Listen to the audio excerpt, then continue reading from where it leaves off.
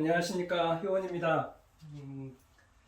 이번에 6v6의 따라하기 버전을 올려드리고 많은 분들이 또 연락도 주시고 만들어도 보시고 또 매우 만족한다고 또 피드백도 주시고 이렇게 해서 좀 보람된 나날을 보내고 있습니다. 며칠 전에 저한테 그 구독자라고 하신 분이 전화를 주셨는데요. 이제 질문을 좀 하셨는데 그 질문 내용이 수준이 상당히 높았습니다. 그러니까 제가 그래도 동영상 올려드리고 이러면서 느끼는 거는 뭐냐면 우리 구독자님들 수준이 굉장히 올라갔구나, 이런 또 생각이 들고 보람도 많이 느낍니다. 질문이 뭐였냐면 바이어스에 관한 내용이었는데요. 실제로 바이어스가 뭐라는 건 알겠는데 그 바이어스를 실제로 적용을 해서 설계를 하고 그 다음에 그거를 주로 이제 뭐 고정 바이어스로 한번 만들어 보고 싶은데 그걸 어떤 식으로 해야 될지 잘 모르겠다, 이런 질문을 주셔서 저는 그 제 이론 동영상을 올려드릴 때 뭐 이 정도면 충분히 이해하시겠다라고 생각을 했는데 그 이해는 하셨는데 그거에 대해서 구체적으로 적용을 하는 방법이 좀 부족했던 모양입니다. 그래서 좀 한편에 어떻게 보면 심화라고 그럴까요? 그런 과정으로 오늘은 바이어스에 대한 말씀을 좀 드리려고 합니다. 바이어스라고 하는 것이 뭐냐라고 하는 것은, 이 바이어스라고 하는 것이 뭐냐라고 하는 것은 이미 다 설명을 드렸죠. 아주 간단하게 개념만 설명을 드리고 고정 바이어스와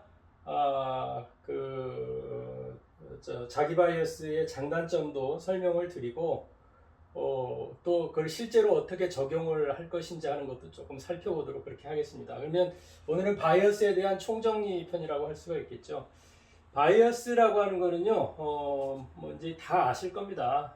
여러분들 제 동영상 좀 시청하셨던 분들은 대부분 아실 텐데, 개념도 그렇죠. 여기 음극에서, 즉 캐소드의 판에다가 여기서 열을 가하면 음전하가 나오게 되고 그 음전하가 여기 플러스가 플레이트가 고전압이 걸려있기 때문에, 플러스 고전압이 걸려있기 때문에 이렇게 음전하가 이동을 하게 되고, 그 음전하가 이동을 하게 되면 전류라고 하는 것은, 전류는 플러스에서 마이너스로, 즉 플레이트에서 캐소드로 이렇게 흐르게 되어 있지 않습니까?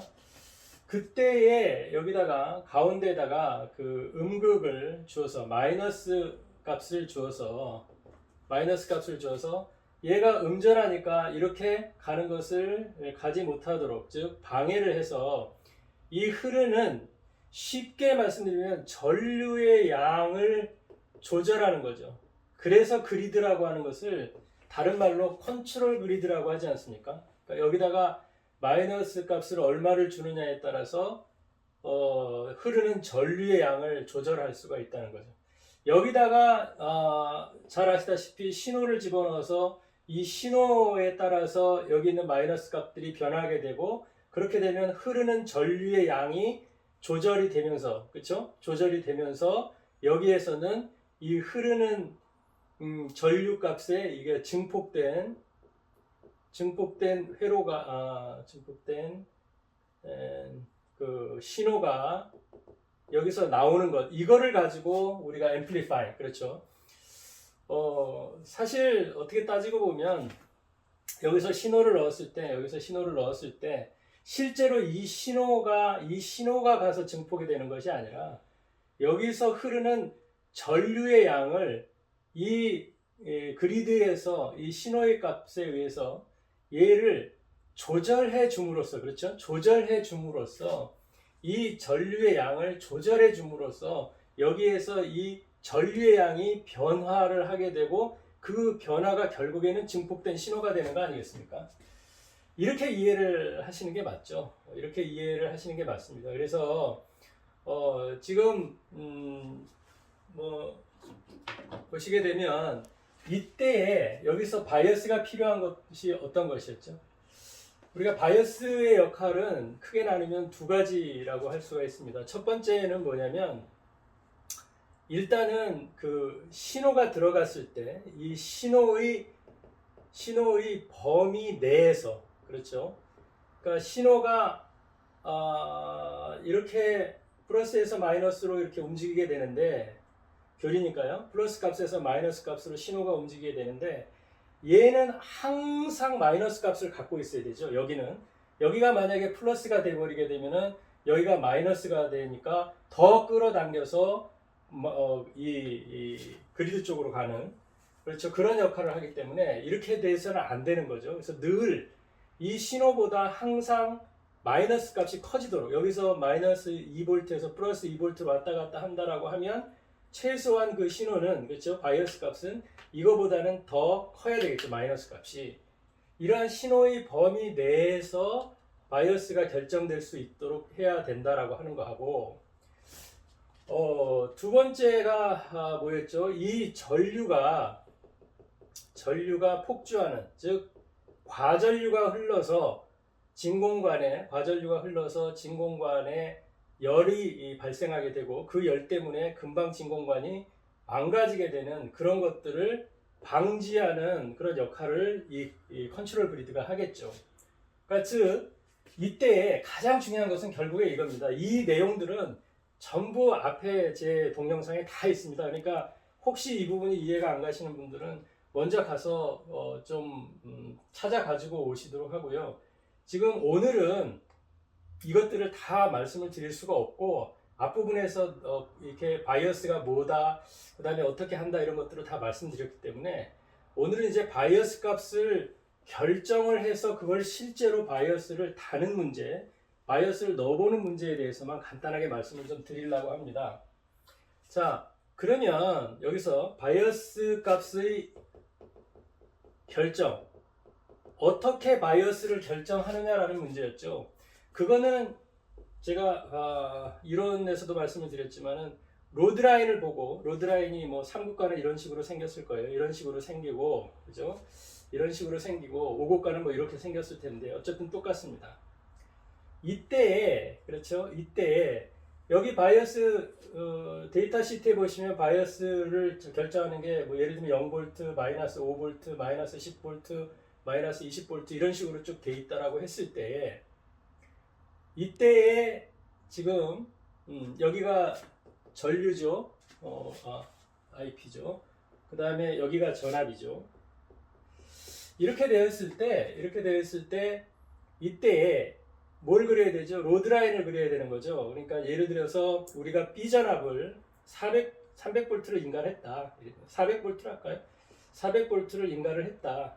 그리고 우리가 그 트랜스에 의한, 출력관을 말씀을 드리면 출력관에 의한 부하 저항을 5,000, 그렇죠? 5kg짜리 부하 저항을 걸을 것이다 라고 했을 때, 이거를, 얘는 전압이고요, 얘는 저항이니까 얘로 나누면 전류값이 나오지 않습니까? 이렇게 나눠가지고 나눠보게 되면 80mA가 되는 거죠. 이때 이 80mA는 부하저항이 없을 때 80mA가 걸리는 겁니다. 뭐 이거는 왜 그런지는 여러분 전부 다 그 앞에 부분이 있으니까 가서 보시고요.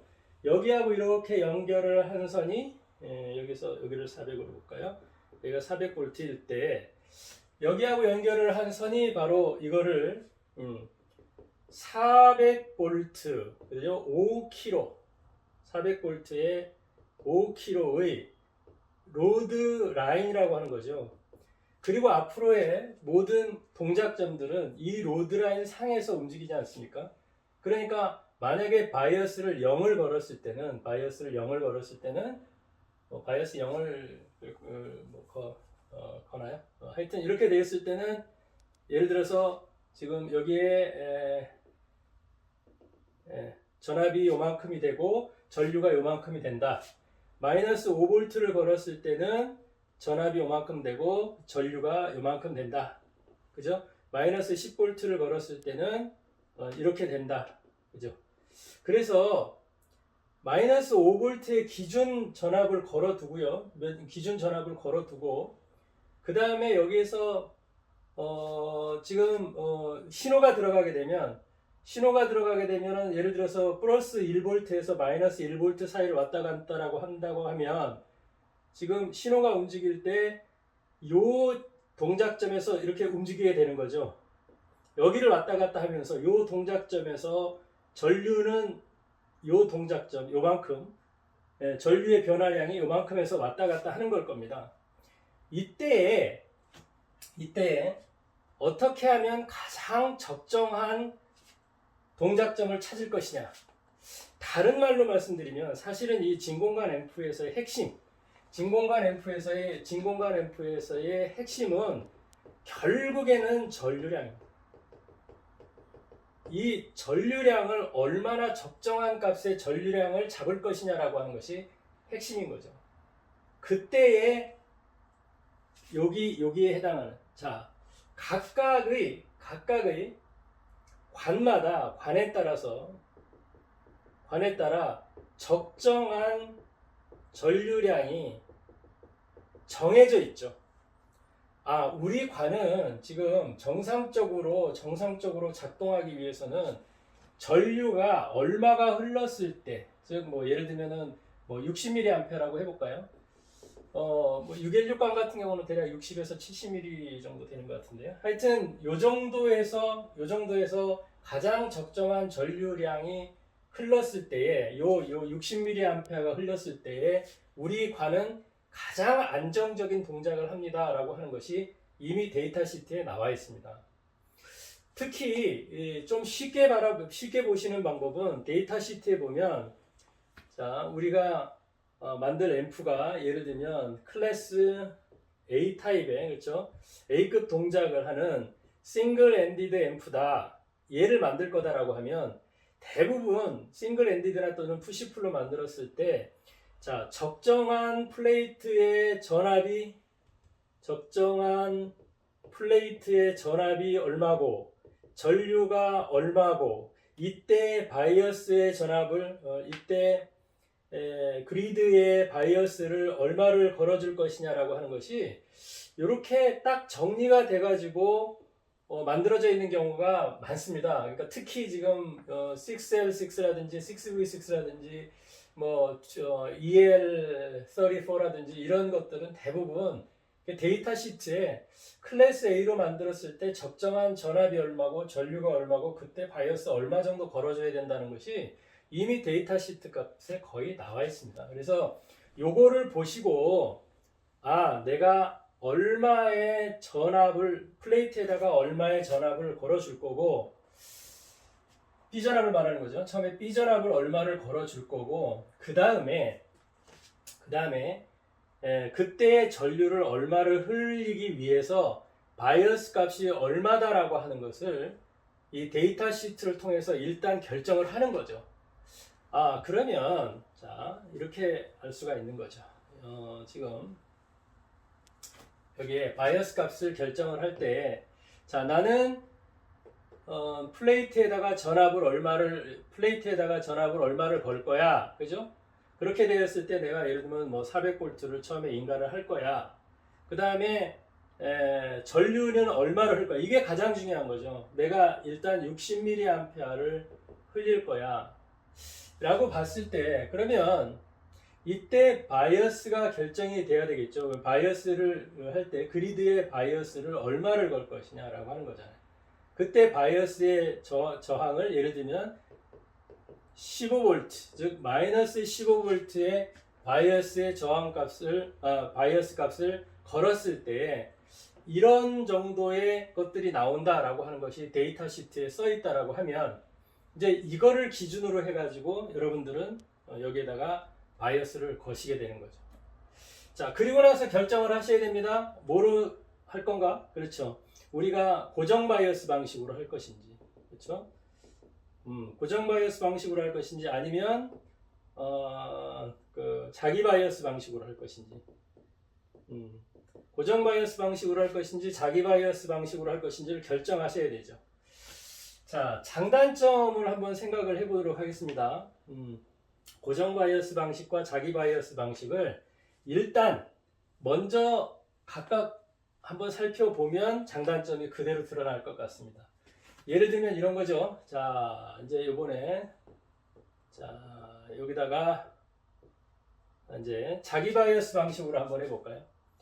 자, 여기다가 예를 들어서 뭐 한 400V 인가를 했어요. 400V 인가를 했는데 이 400V는 여기선 400V가 나오진 않을 거예요. 왜냐면 여기 부하 저항이 이렇게 걸리겠죠. 여기 부하가 걸리니까 여기는 여기서 400V를 넣었다 하더라도 부하 저항에 의해서 여기가 떨어지니까 예를 들면 여기가 뭐 한 350V가 나왔다. 이렇게까지 떨어지진 않겠지만 하여튼 350V가 나왔다. 예를 들어서 자, 이때에 자기 바이어스 방식이라는 것은 이런 거 아니겠습니까? 여기다가 저항을 주는 거죠. 저항을 주고 이 그리드하고 이 저항을 이렇게 그라운드로 연결을 하는 거죠. 자, 여기다가 저항을 주게 되면 얘가 저항이 있기 때문에 여기서는 뭐가 발생하죠? 그렇죠. 전압이라고 하는 것이 발생을 합니다. 여기에 전압이 발생하게 되면 예를 들어서 마이너스가 아니라 여기서는 이제 플러스가 나오겠죠. 15V가 여기서 나왔다. 여기서 15V가 나왔다라고 하게 되면 자, 이 저항과 그죠? 이 저항과 이 그리드가 이렇게 그라운드로 연결되어 있기 때문에 여기하고의 뭐가 생기죠? 상대적 전압 차가 생기게 되죠. 자, 저는 처음에 제일 이해가 안 갔던 것 중에 하나, 처음 뭐 공부하고 얼마 안 됐을 때인데요. 만약에 우리가 멀티 테스터를 가지고 재본다고 했을 때 여기다가 찍으면, 그러니까 여기다가 마이너스를 대고, 그러니까 뭐 마이너스는 아무데나 대도 되니까요. 여기다가 마이너스 탄침봉을 걸고, 그 다음에 여기다가 플러스를 걸면 350V 나오지 않습니까? 또 여기다가 걸으면 15V가 나오지 않습니까? 그죠? 근데 지금 바이어스라는 것이 여기다 마이너스 전압값을 걸어주는 거니까 여기 처음에 여기다가 찍으면 마이너스 15V가 나올 줄 알았어요. 근데 안 나오거든요. 그래서 이상하다. 근데 물론 전기 이론은 다 알고 있죠. 이론은 알고 있는 상황이지만 왜 안 나올까라는 생각을 했는데 이거를 이해 못한 거죠. 실제로 여기에서는 이 자기 바이어스 방식에서는 여기에 마이너스 15V가 실제로 걸리는 게 아니라 얘하고의 상대적 전압차가 15V라는 겁니다. 그래서 여기가 실제로는 마이너스 15V가 걸린 것과 같은 효과가 되는 것이지 실제로 마이너스 15V가 여기서 측정되는 것은 아니라는 거죠. 자, 이때 신호의 역류를 막기 위해서, 그렇죠? 얘가 이렇게 거꾸로 가는 것을 막기 위해서 여기다가 그리드 리크 저항이라는 것을 달아서 이 그리드 리크 저항이라고 하는 것을 좀 지금 자기 바이어스 방식에 있어서는 그리드 리크 저항을 큰 거를 달죠. 뭐 1메가까지 달지 않습니까? 대부분 보면 1메가까지 이 큰 거를 달아서 전압은 걸려 있을 때, 그렇죠? 상대적인 전압이니까 여기 전압은 걸려 있을 때 이쪽으로 전류는 흐를 수 없도록 만들어 놓은 거죠. 전압은 걸리되 전류는 흐를 수 없도록 만들어 놓은 이런 그리드 리크 저항을 여기다 하나 달고 여기다가는 저항을 달죠. 그러니까 결국에는 자, 우리가 400V를 인가를 할 거고요. 그 다음에 어떻게 되죠? 만약에 60mA를 흘리겠다. 자, 그러면 이때에 이 저항 값을 어떻게 결정을 할 것이냐 이런 거잖아요. 그죠? 그러면 이때 저항 값을 결정하는 방법도 제가 다 말씀을 드렸는데 이런 거죠. V는 R에 의해서 이 저항이라고 하는 것은 I분의 V가 되니까 이 저항 값은 얼마요? 60mA 분의 400 이렇게 되는 거죠. 그래서 결국에는 250ohm이라고 하는 것이 결정이 되는 겁니다. 그러면 여기다가 250ohm을 달았을 때 여기서 15V가 나온다라고 하면, 그죠?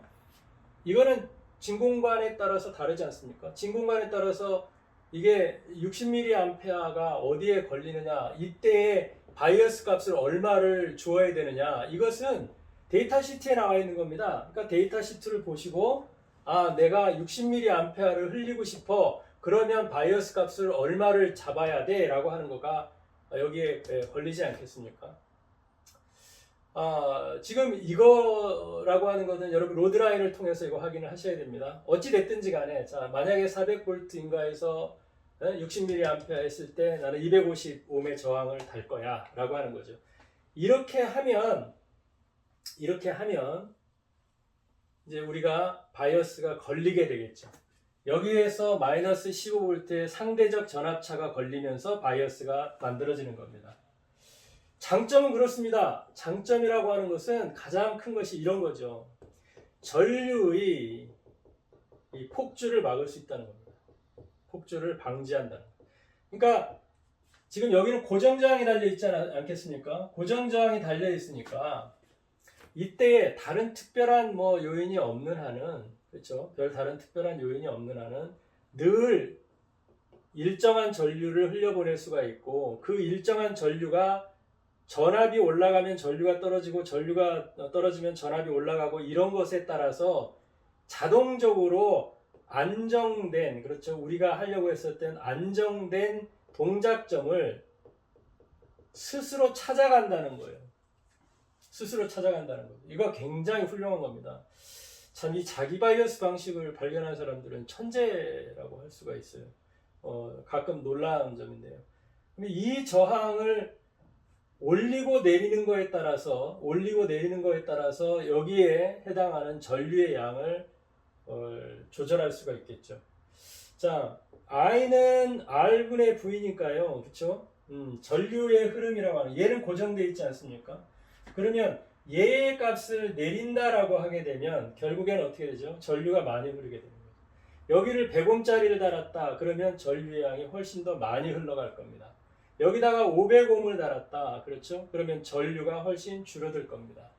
이거를 계산을 해서 내가 가장 적절하게 바이어스 값을 어떻게 결정하는지라고 하는 것을 결정을 하고, 그 다음에 지금 얘를 결정을 해야 되는 것이죠. 근데 이것이 가장 큰 장점이에요. 그래서 그냥 또 특히 저항 하나만 달아주면 쥐가 알아서 바이어스를 잘 잡아주지 않습니까? 아주 편리한 방법이죠. 근데 여기서 단점이라고 하는 것이 이런 겁니다. 단점이라고 하는 것이, 자, 첫 번째, 얘는 250ohm짜리를 달았을 때, 그쵸? 달았을 때 우리가 이 전압이 15V가 여기 지금 걸려 있고요. 그죠? 15V가 걸려 있고, 이랬을 때에 이 단점이라고 하는 것은 이 저항에 열이 발생하는 겁니다. 열 발생. 이 열이 발생하기 때문에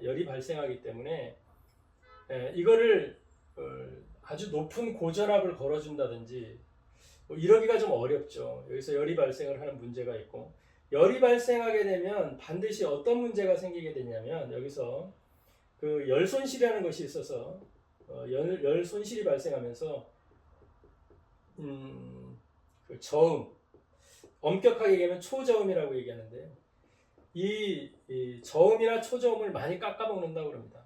그래서 이런 것들의 불리한 점들도 있죠. 특히 또 한 가지, 제가 다 말씀드린 바입니다만, 여기에 지금 교류 신호가 섞여 있죠. 얘는 직류죠. 그래서 원래는 이 값이라는 것이 직류만 가지고 계산된 값 아니겠습니까? 원래는. 근데 신호가 들어가면서 교류가 발생하게 되죠. 이 교류가 이쪽으로만 가느냐? 아니죠. 이렇게도 내려가죠. 그러면서 지금 이 저항에 더 많은 바이어스를 원하게 되는 겁니다. 그렇게 되면 그 증폭률이 떨어지는 역할을 하게 되죠. 증폭률이 떨어지는 역할을 하게 되니까 이 여기서 섞여 있는 이 교류의 신호를 우회해서, 그렇죠? 이 콘덴서라고 하는 것은 콘덴서라고 하는 것은 교류는 통과를 하죠. 교류는 통과를 하지만 직류는 통과를 못합니다. 그러니까 여기서 교류는 통과가 되지만 직류가 통과가 안 되기 때문에 지금 이렇게 여기서 교류를 우회시켜서, 즉 저항을 거치지 않고, 즉 바이어스에 영향을 주지 않도록 이렇게 우회해서 통과시키는 바이패스, 이 패스를 이렇게 써야 되나요? 우리말로 쓸 때 이렇게 쓰나요? 바이패스 콘덴서라고 하는 것을 달게 되겠죠. 근데 이 바이패스 콘덴서가, 그렇죠? 바이패스 콘덴서가 역시 또 음질을 많이 잡아먹는 역할을 한다는 거예요. 그래서 실제로 이 콘덴서가 음질에 미치는 영향이 크다라고 이야기를 합니다. 그래서 훨씬 더 좀 좋은 고질의 그런 콘덴서를 쓰는 것이 음질에 훨씬 유리하다. 이런 얘기들을 많이 하죠. 그래서 음질을 개선할 때 이 커플링 콘덴서와 함께 가장 많이 거론되는 것이 바이패스 콘덴서이기도 합니다. 그래서 바이패스 콘덴서에 의해서 음질의 좌우를 많이 받는다. 근데 이거가 필요한 거죠. 그러니까 사실은 여기에서 이 바이패스 컨덴서에 의한 음질의 저하 이런 것들이 많이 일어난다라는 것이죠. 이게 약간 여담입니다만 이렇게 증폭관 말고 초단관에서는 주로 이걸 생략을 할 수 있는 많이 생략을 하는데요. 특히 저 같은 경우는 초단관에는 많이 생략을 합니다. 생략을 하는 이유가 얘를 사용하는 이유가 증폭률을 높이기 위한 거거든요. 증폭률을 높이기 위한 건데 얘를 증폭률이 그렇게 문제가 되지 않는다면, 그렇죠? 증폭률이 그렇게 크게 문제가 되지 않는다면 얘를 굳이 써서 그런 초단관의 음질을 저하시킬 필요가 있을까라는 부분도 있는 거죠.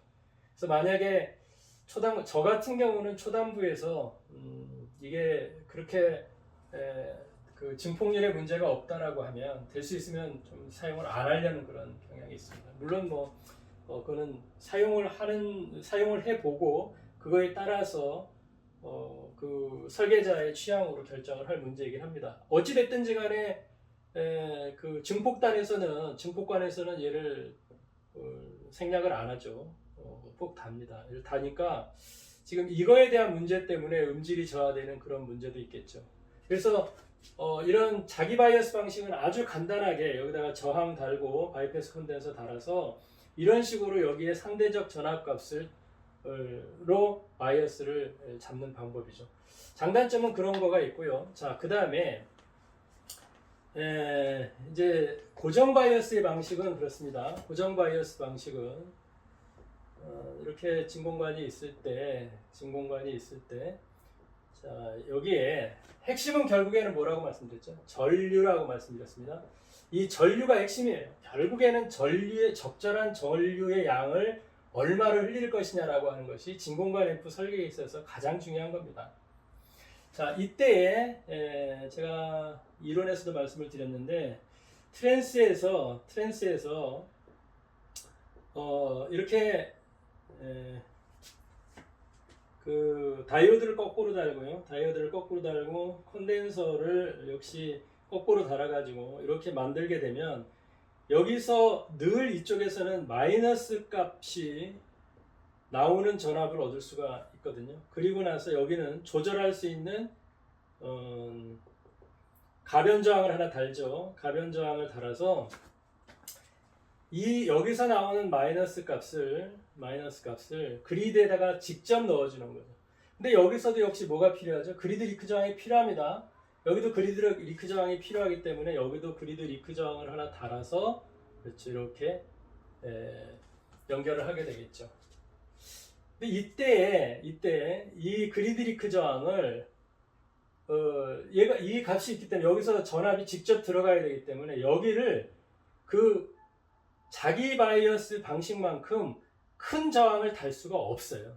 그러니까 최대를 보면 100kΩ 정도를 최대로 보거든요. 거의 100kΩ 정도는 최대로 보는데 이 저항을 통과해서 여기다가 마이너스 값을 이때는 여기서 마이너스 값이 직접 나오는 겁니다. 아까는 상대적 전압값에 의해서 나왔지만 지금은 이 마이너스 값이 여기서 직접 나오는 거죠.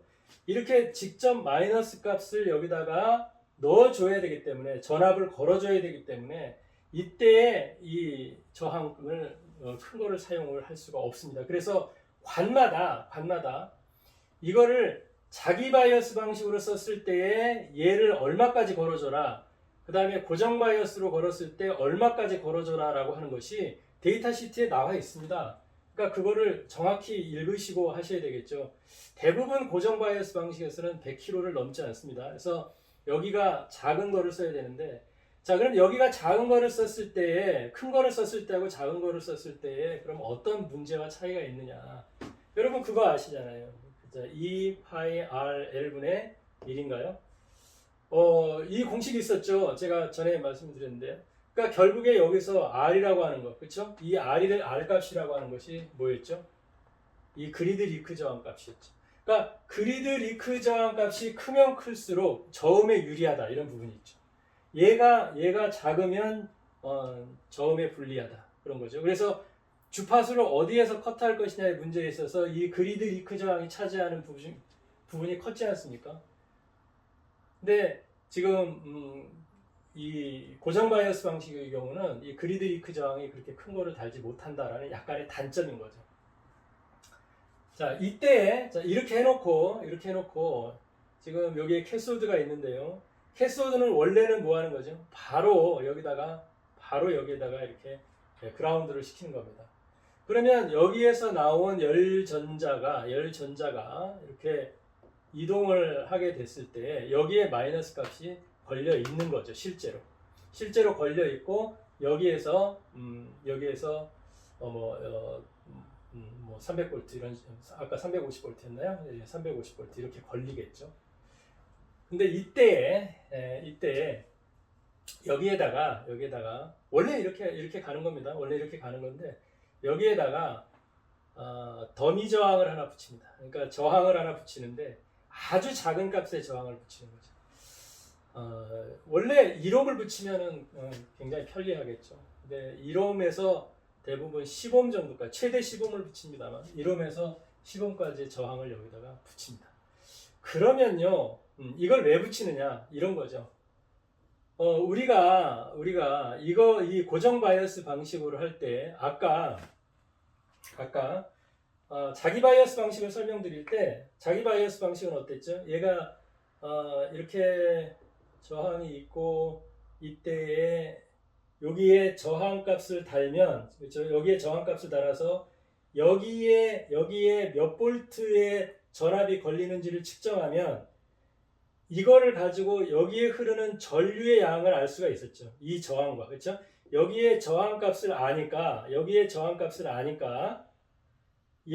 여기에서 흐르는 이 전류의 양, 그렇죠? 결국엔 이제 원래는 여기에 전류의 양인데, 뭐 얘도 저항이긴 하지만 어쨌든 간에 그 흐르는 전류의 값을, 전류의 양을 아주 간단하게 측정할 수 있었죠. 여기에다가 여기에서 얼마가 나오고 여기에 얼마의 저항이 붙어 있느냐라고 하는 것을 보고, 그렇죠? 전류량을 측정을 할 수가 있었습니다. 사실은 이 원리를 이용한 거죠. 왜 그러냐면, 자, 여기에 흐르는 전류값, 즉 플레이트에서 여기 흐르는 이 전류값을 원래 계산을 하려고 하면, 그렇죠? 계산을 하려고 하면 원래 여기에 전류가 흐를 때는 전류계를 이렇게 달아야 되잖아요. 여기에 이 사이에다가 이렇게 전류계를 달아야 됩니다. 전류를 측정하려면 여기에다가 이걸 떼고, 그렇죠? 이게 떨어진 상태에서 전류계를 이 사이에다가 지금 넣어야 되는 거 아닙니까? 전류계를 달아서 측정을 해야 되는데 이렇게 하게 되면, 그렇죠? 아니면 뭐 얘도 이제 저항이니까 엄격하게 따지면, 그렇죠? 어찌 됐든지 간에 이 전류계를 이 사이에다가 넣고 측정을 해야 되는데 이렇게 되면 여기서 흐르는 전류의 이거를 재기 위해서 얘를 붙였다 뗐다 해야 되는 번거로움이 있죠. 그러니까 얘를 여기다가 이렇게 붙여놓고 간단하게 잴 수 있는 방법, 즉 전류계를 사용하지 않고 이 전압계를 가지고 사용을 하면서 전압계를 사용을 해서 전류의 양을 측정할 방법을 찾은 겁니다. 만약에 여기에 1옴짜리, 그렇죠? 1옴짜리 저항을 달았다. 이건 좀 용량이 좀 커야 됩니다. 한 3와트나 뭐 한 5와트 정도, 3와트 정도 달아줘야죠. 여기다가 좀 용량을 큰 거를 달아서 1옴을 붙였지만 여기다가 달아서 여기에 전압을 재는 거죠. 그러면 보세요. V는 R의 공식에 의해서 I는 R분의 V가 되는데, 그러면 생각을 해보십시오. 여기 전압 측정이 되죠. 여기서 전압 측정이 되죠. 그 다음에 이 R 값이라는 것은 얼마? 1이라며요. 1이면 결국에 I라고 하는 것은 V가 되는 거죠.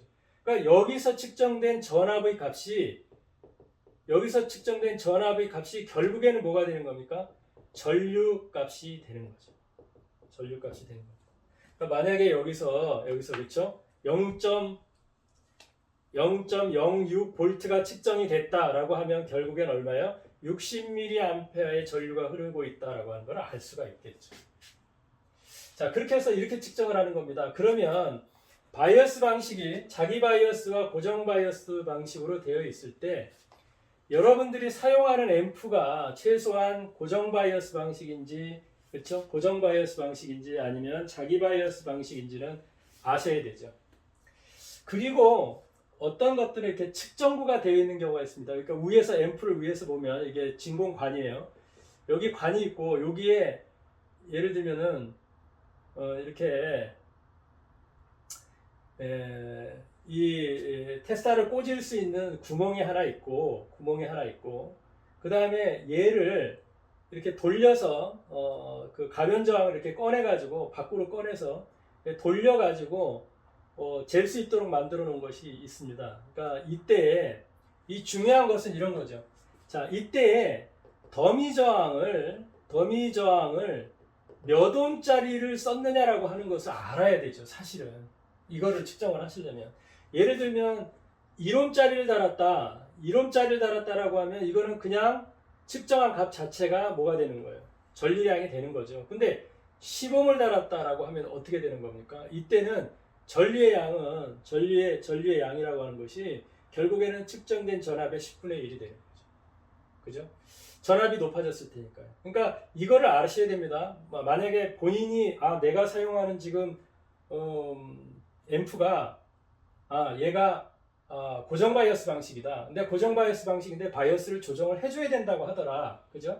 그러면 지금 제 관이 무슨 관이에요? 예를 들어 616관이다.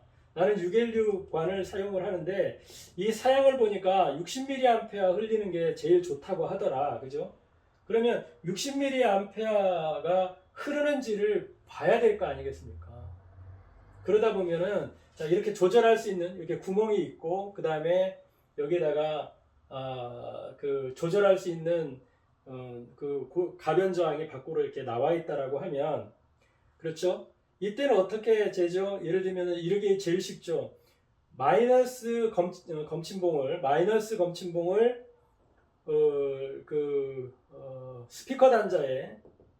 스피커 단자의 검정색, 그러니까 마이너스 단자에다가 마이너스를 꼽아주고 플러스를 여기다가 대놓고 그 다음에 직류를 재야 되겠죠. 직류로 맞춰놓은 다음에 얘를 이렇게 완전히 처음에는 어떻게 합니까? 완전히 왼쪽으로 돌려서 완전히 거꾸로 돌려가지고 제로에서부터 시작하는 게 좋겠죠. 너무 갑자기 과전류가 흐르면 안 되니까요.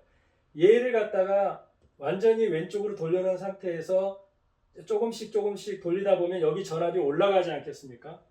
이때 확인할 것이 더미 저항이 몇 옴짜리를 붙였냐라고 하는 거였죠. 만약에 1옴짜리를 붙였다라고 하면 여기서 읽은 값, 즉 0.06V가 그렇죠?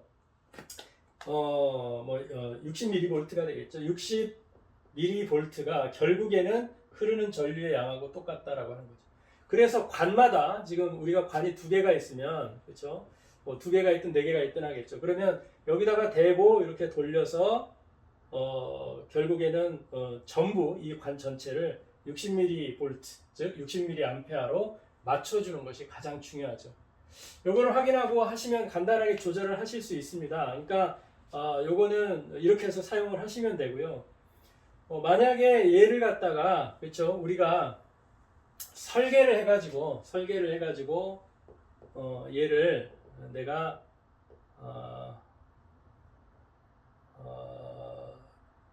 놓겠다. 그렇죠? 내가 고정 바이어스 방식으로 설계를 한번 해보겠다라고 하시면 이렇게 하시면 되죠. 여기다가 100kΩ 정도 다세요. 100kΩ 정도 일단 다시고 관마다 다르니까 확인하셔야 됩니다. 예를 들면 616 같은 경우에 100kΩ 정도 다시고요. 그 다음에 여기에서 전압을 빼야 되겠죠. 이거를 C전압이라고 제가 말씀드렸습니다. 그래서 이렇게 해서 회로를 구성을 한 다음에 얘를 가지고 이렇게 집어 넣어주면 되고요. 여기서 가변 저항을 이용해서 그죠? 여기서 가변 저항을 이용해서 여기다가 여기에 몇 볼트가 오는지 이거를 상관하지 마시고요. 여기다가 몇 볼트가 오는지 상관하지 마시고 지금 가변 저항을 탄침봉을 여기다 놓고요. 얘를 1옴짜리를 다시든지 뭐 10옴짜리를 다시든지 다시고 여기다가 여기다가 검침봉을 대시고 마이너스는 마이너스에다가 대야 되겠죠. 이제 마이너스에다가는 마이너스를 대시고 플러스에 이렇게 된 상태에서 얘를 조금씩 올려보는 겁니다. 얘를 조금씩 올려보면 그렇죠. 어느 순간에 여기에 60mV가 걸릴 때가 있겠죠. 아, 그러면 여기에 60mV가 걸린다는 건 여기에 지금 몇 볼트가 걸리냐 이런 건 상관할 필요도 없어요. 얘를 보면 왜? 중요한 건 뭐라고 그랬죠? 전류의 양이라고 그랬습니다. 바이어스 값을 얼마를 넣어줄 것인가 라고 하는 것 자체가 중요한 게 아니라 전류의 양을 얼마를 넣어줄 것이냐가 중요하기 때문에 여기서 가다가 60mV 정도가 됐다라고 하면 멈추시면 되겠죠. 역시 뭐냐면 완전히 왼쪽으로 돌렸던 상태에서 조금씩 오른쪽으로 돌려서 바이어스를 조정을 한다는 거죠. 고정 바이어스 방식의 장점이라는 게 또 이런 게 있습니다. 뭐냐면 이런 거죠. 이 바이어스 조정하실 때 고정 바이어스 방식에서는 얘를 어떻게 보면 가변할 수 있기 때문에 이 고정 저항이 달려 있는 경우 같은 경우는 자기 바이어스 방식에서 고정 저항이 달려 있는 경우 같은 경우는 이 고정 저항 자체를 바꿔야 되지 않습니까? 근데 얘는 가변 저항으로 되어 있으니까 내가 60mV 즉 60mA를 흘렸다가 60mA를 흘렸다가 65mA로 흘리면 어떨까? 70mA를 흘리면 어떨까? 라고 하는 것을 이 가변 저항을 통해서 소리로 확인할 수가 있는 거겠죠.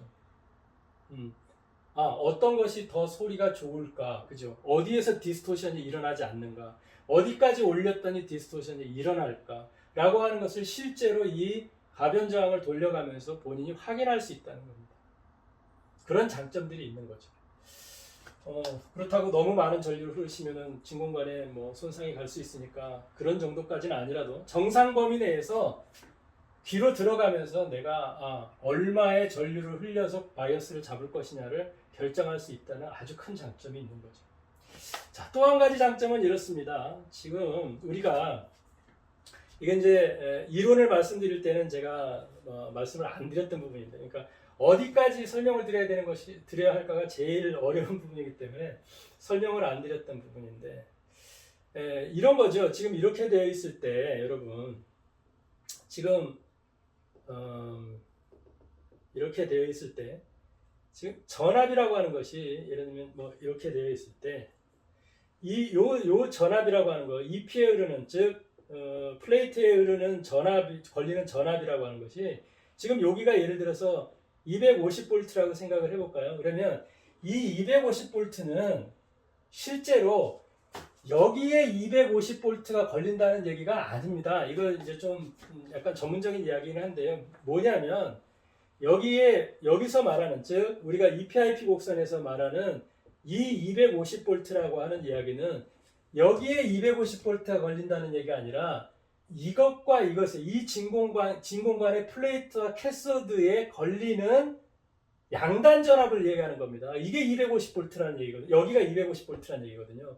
만약에 여기가 지금 만약에 20V가 걸렸다라고 생각을 해볼까요?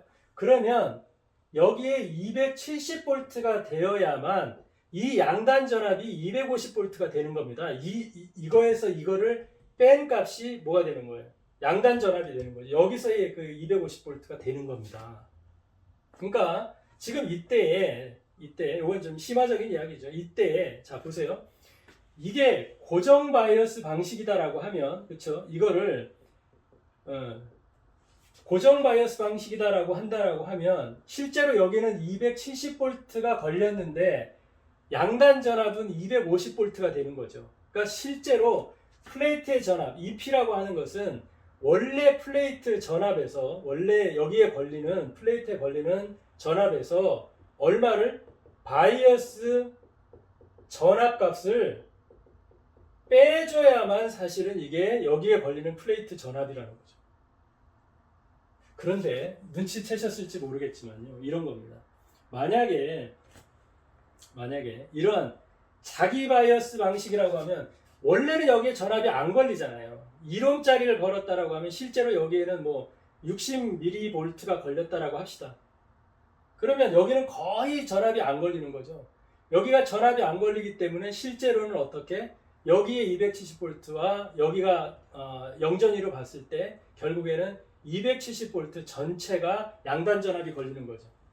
여기에 똑같은 전압을 인가를 했을 때에도 실제로는 어떻습니까? 고정 바이어스 방식으로 할 때 훨씬 더 큰 플레이트 전압이 걸린다라고 하는 것이죠. 이런 장점이 있는 겁니다. 그러니까 더군다나 여기에 저항에 열날 일도 없죠. 그러니까 실제로 우리가 이 바이어스에서 고정 바이어스 방식이 훨씬 더 출력을 많이 뺄 수 있다라고 하는 이유가 이런 거죠.